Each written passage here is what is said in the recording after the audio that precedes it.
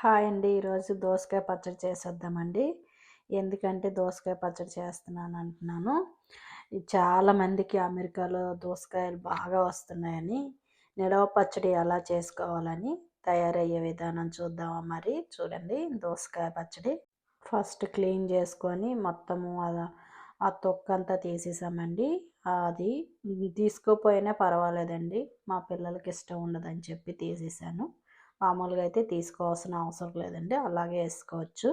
అందులో ఉన్న సీడ్స్ అవన్నీ తీసేసాను.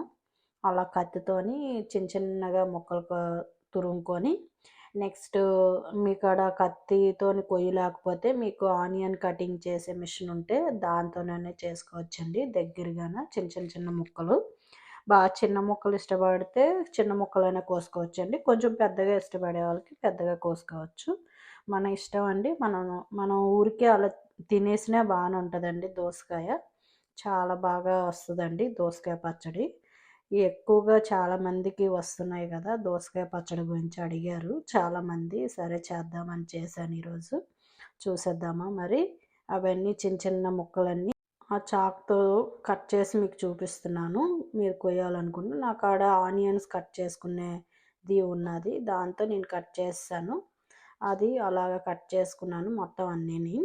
ఆనియన్ దాంతోనే కొన్ని ఆవాలు, ఇంకా మెంతులు, ఇంకా అవన్నీ వేపుకొని మిక్సీ చేసుకోవడమేనండి. పౌడర్లా కొట్టుకోవడమే. మనకి మెంతులు ఇష్టం లేదు, కొంచెం చేదు నాకు అవసరం లేదనుకుంటే చాలా తక్కువ వేసుకోండి. ఆవాలు ఒక 2 స్పూన్లు వేసాను నేను. మెంతులు 2 స్పూన్లు వేయలేదండి, స్పూన్నర. ఒక కప్పుతోని నేను కారం మీకు తగినంత కప్పుతోని వేసుకోవచ్చండి కారం. కొంచెం ఇంగువ మీకు ఇష్టం ఉంటే వేసుకోండి, లేకపోతే లేదు. అది నెక్స్ట్ సాల్ట్ వేసుకున్నానండి. కొంచెం సాల్ట్ సరిపోయినట్టు వేసుకున్నాను. చాలా బాగా ఆవకాయలాగా ఉంటుందండి మంచిగాన. మీకు కావాలంటే ఇంకా కారం, వేరే కారం ఎంటీఆర్ అటువంటిది ఏమైనా కావాలనుకుంటే ఆ కారం వేసుకోవచ్చు. నేను ఇంట్లో ఉన్న కారంతోనే వాడానండి. ఒక్క నిమ్మకాయ ఒకటి వేసుకున్నాను పులుపు కోసము. ఇంకా ఎల్లుల్లిపాయ కూడా వేసుకోవచ్చండి.